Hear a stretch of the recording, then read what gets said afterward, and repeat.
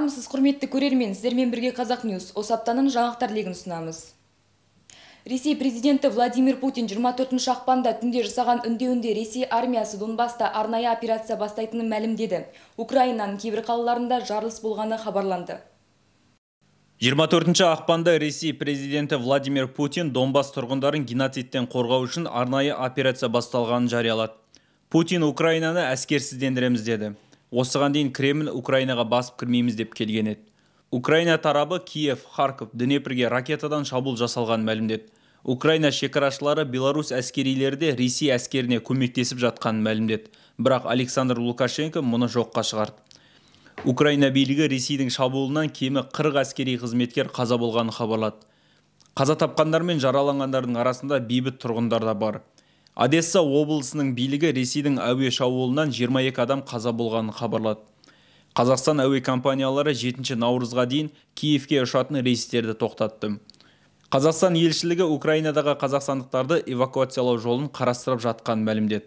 ақш президенті Джо Байден, Ұлыбритания премьері Борис Джонсон, НАТОның бас хатшысы Йенс Столтенберг Ресейдің Украинаға басып кіргеніне қарсы шықты. Түркия президенті Реджеп Тайып Ердоған Ресейдің әрекетін қолдамайтынын мәлімдеді. Европа одағы Ресейге санкция көбейтпек. Ресей Украинаға басып кірген соң рубль мен теңге құнсызданды. Алматы мен Нұр-Сұлтанда $1 460 теңге көлемінде сатылып жатыр. Украина президенті Владимир Зеленский Ресеймен дипломатиялық қарым-қатынасты үзгенін хабарлады. Зеленский сонымен бірге Ресей азаматтарын наразылыққа шығуға үндеді. Ол сонымен бірге Украинаның барлық азаматтарына жерді қорғау үшін қару беруге дайын екенін жеткізді. Қазақстанда автокөлік және ауыл шаруашылығы техникасының утилизация алымының мөлшері 50%-ға азаяды. Бұл жөнінде 23 ақпан күні премьер-министрдің орынбасары Роман Скляр хабарлады. Оның айтуынша, автокөліктің барлық түрі мен ауыл шаруашылығы техникасына утилизация алымын 50%-ға азайту туралы шешім қабылданған. Қазір елде мұндай алым мөлшері көлік көлеміне қарай 437 мың теңгеден басталып 5,9 миллион теңгеге дейін барады. Бұған дейін оған қарсы азаматтар дамыған елдерде утилизация алымы 100 мың теңгеден аспайтын, ал кей мемлекетте көлікті утилизациядан өткізетін зауыттар өзін-өзі қамтамасыз ететінін айтқан.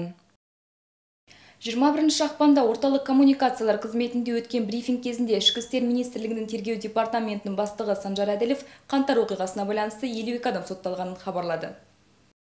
Бүгін елімізде соттар жеке басын және жасаған қылмыс ауырлығын ескере отырып 52 адамды соттады. Олардың 39-ы бас бостандығын шектеуге, 13-і бас бостандығынан айыруға, ал 2 адамға қатысты тараптар татуласуына байланысты тоқтатылды деді Санжар Әділов. Әділовтың айтуынша Қазақстан бойынша 500-ден астам ішкі істер органдарының қызметкерлері қаңтар оқиғасын тергеуге тартылған. Бүгінге дейін 12 мыңнан астам адамнан оқиғаға байланысты жауап алынған. Сейсенбіде Нұр-Сұлтан қаласының мамандандырылған аудан аралық тергеу соты бұрынғы қорғаныс министрі Мұрат Бектановты 2 айға қамады. Бұл туралы соттың 22 ақпан күні хабарламасында айтылған. Экс-министр Бектанов 19 ақпанда ұсталған. Ол қаңтар оқиғасы кезіндегі әрекетсіздігі үшін 452 бап бойынша күдікке ілінген. Мұрат Бектанов 2021 жылы тамызда Жамбылдағы әскери қоймадағы жарылыстан кейін қорғаныс министрі болып тағайындалған еді. 2022 жылы 19 қаңтарда Қазақстан президенті Қасым-Жомарт Тоқаев оны қаңтар оқиғалары кезінде командирлік қабілетін көрсете алмады деп кінәлап қызметінен босатқан. Апта легі осындай жаңалықтардың толық нұсқасын қазақ Ньюс.kz сайтынан көре аласыздар. Келесі жүздескенше.